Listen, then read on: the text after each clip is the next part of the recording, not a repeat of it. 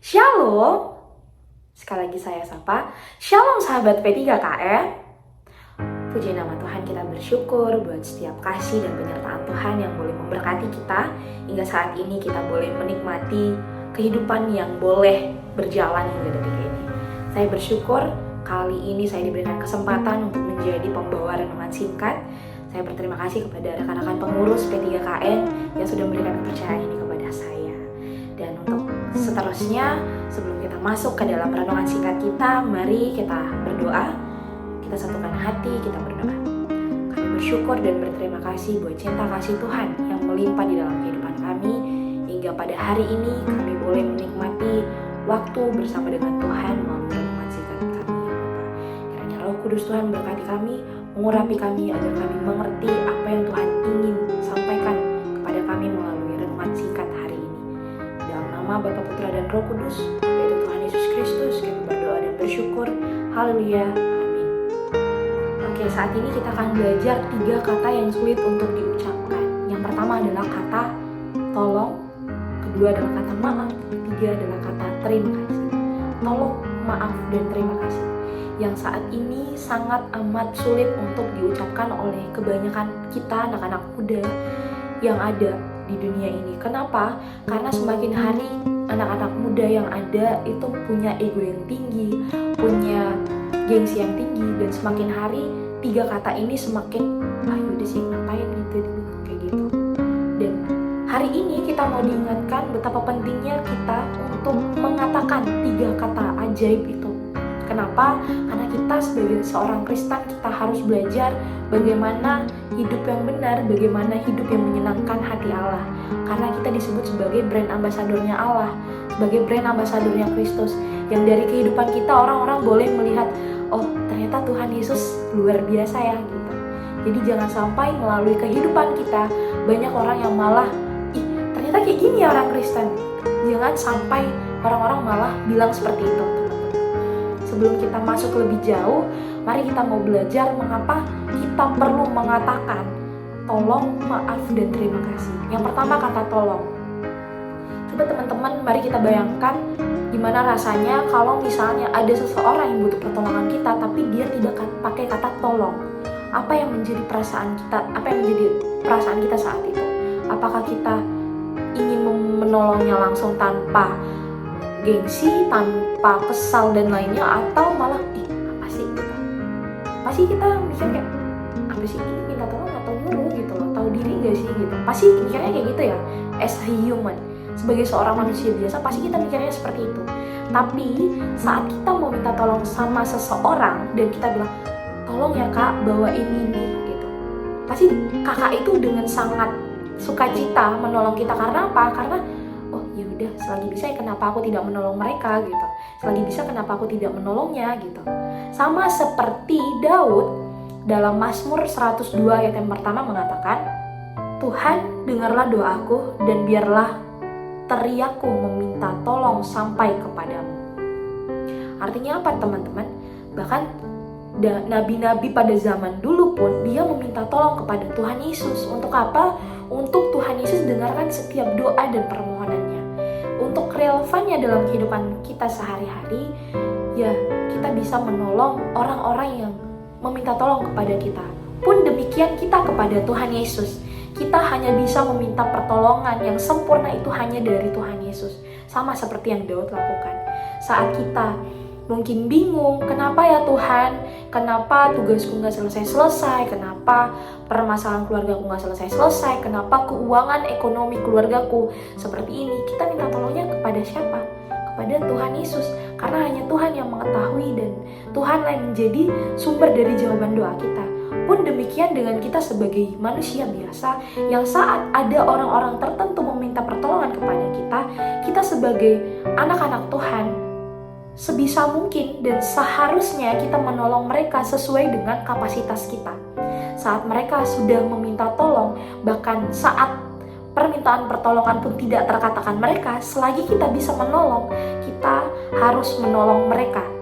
Itu adalah bukti nyata dari Kristen yang sejati, teman-teman. Dan selanjutnya, kata maaf.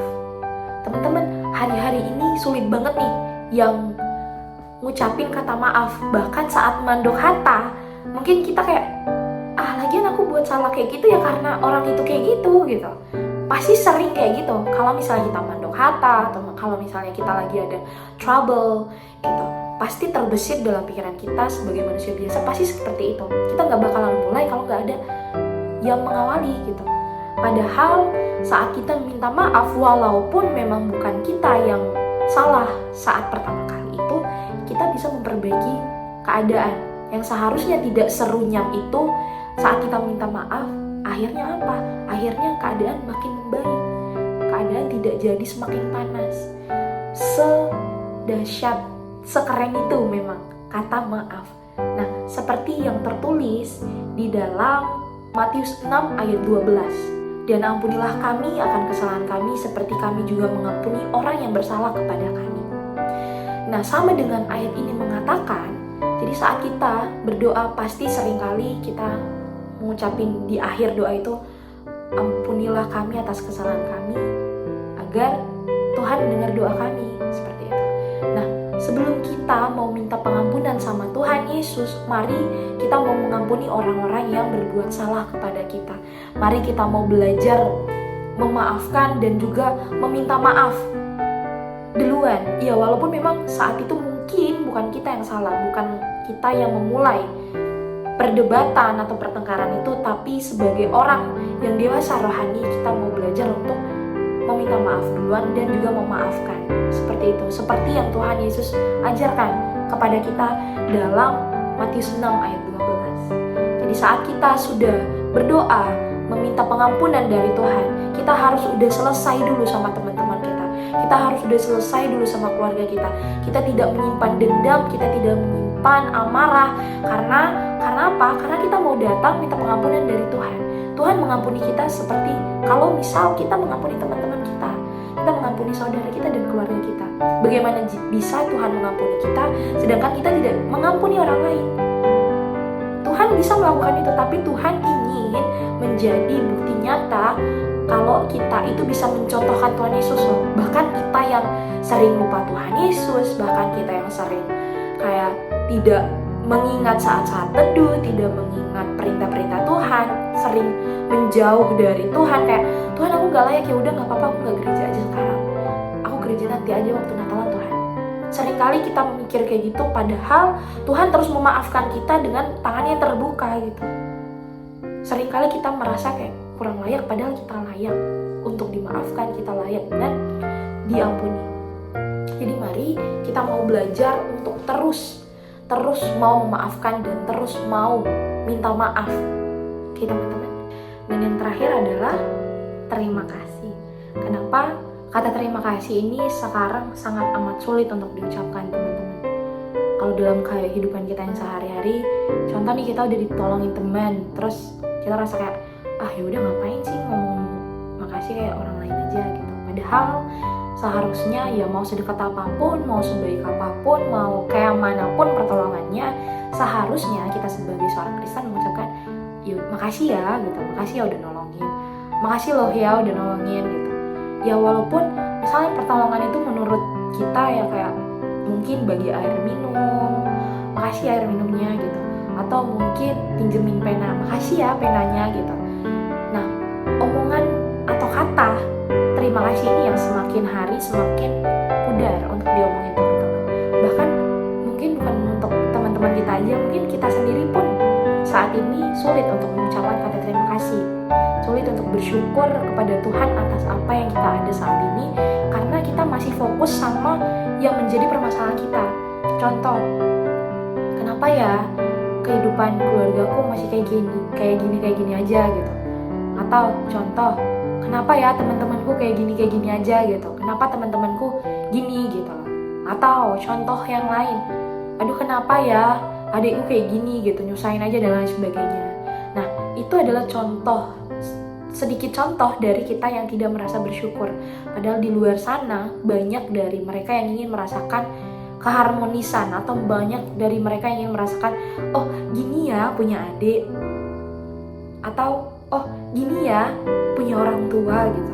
Kita nggak tahu apa yang menjadi keinginan dari orang lain, dan Seharusnya kita sebagai orang yang diberkati, sedemikian rupa kita harus berterima kasih. Pun kita harus berterima kasih kepada sesama saat kita mendapatkan pertolongan, pemberian dan lain sebagainya, atau kita harus berterima kasih dan mengucap syukur kepada Tuhan yang telah mengaruniakan segala hal yang kita terima di hari ini. Bisa kita lihat teman-teman dalam Alkitab seperti Mazmur 7 ayat 17 berkata, "Betapa aku bersyukur kepada Tuhan atas segala kebaikannya. Aku akan menyanyikan pujian-pujian bagi nama Tuhan yang maha tinggi." Dari ayat ini kita boleh belajar untuk apapun yang menjadi pergumulan kita, apapun yang menjadi permasalahan kita, apapun yang saat ini kita lakukan, yang saat ini kita rasakan dan mungkin hopeless, gak ada harapan, kelihatannya gak ada harapan dan kayak, aduh Tuhan udah dia aku nyerah. Ayo kita mau berterima kasih dan bersyukur. Karena apa? Karena Tuhan sudah mengizinkan kita sejauh ini. Karena Tuhan sudah membawa kita sejauh ini. Dan Tuhan tidak akan pernah membawa kita sejauh ini hanya untuk meninggalkan kita. Pun begitu dengan teman-teman kita. Saat misal kita ditolong, saat misal kita diberi sesuatu, kita tidak boleh lupa untuk berterima kasih. Jadi sama halnya yang kita lakukan dengan sesama dan kepada Tuhan Yesus. Jadi tidak ada yang tidak imbang, teman-teman. Sebagai seorang Kristen dan sebagai seorang brand ambassador-nya Tuhan, kita boleh memperlihatkan, oh seperti ini ya anak Tuhan gitu. Jadi orang-orang boleh, dia beda loh, dia baik loh gitu. Ih, dia beda ya, gak kayak temanku yang gini. Karena apa? Karena kita memperlihatkan kasih Tuhan itu sendiri melalui kita yang tidak enggan mengatakan maaf, tolong, dan terima kasih. Jadi mari mulai saat ini setelah menonton renungan singkat ini, kita mau belajar untuk mengatakan tolong, maaf, dan terima kasih. Karena kita tidak dirugikan saat mengatakan hal itu, justru kita menang melawan ego kita, justru kita menang melawan gengsi kita saat kita mengatakannya. Tidak ada yang dirugikan dan tidak ada yang merasa dijatuhkan saat kita mengatakan hal seperti itu. Jadi mari kita mau mengambil komitmen setelah menonton renungan singkat ini, kita mau menjadi pemuda-pemudi Kristen yang berbeda dari keadaan zaman sekarang. Dan memang itu tidak mudah teman-teman, tapi mari kita mau melibatkan Tuhan agar Tuhan menyempurnakan apa yang ingin kita lakukan di dunia ini sehingga kita boleh semakin serupa dan segambar dengan Dia. Sebelum kita mengakhiri renungan singkat ini, mari kita satukan hati, kita berdoa. Kami mengucap syukur Tuhan Yesus yang baik buat renungan singkat yang boleh kami nikmati.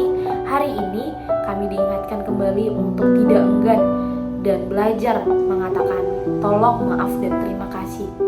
Memang secara manusia itu cukup sulit untuk kami lakukan Tuhan, tapi bersama dengan Tuhan tidak ada yang tidak mungkin. Kami mau belajar untuk mau menjadi brand ambassador-nya Tuhan yang memperkenalkan betapa kasih-Nya Tuhan itu melalui kehidupan kami dengan cara kami mau mengatakan maaf, tolong, dan terima kasih. Karena kami ingin menjadi semakin segambar dan serupa dengan Allah. Ajar kami Tuhan, tolong kami dan tuntun kami agar kami boleh menjadi pelaku firman Tuhan. Di dalam dan melalui Yesus Kristus kami berdoa dan bersyukur. Haleluya, amin. Sekian dari aku.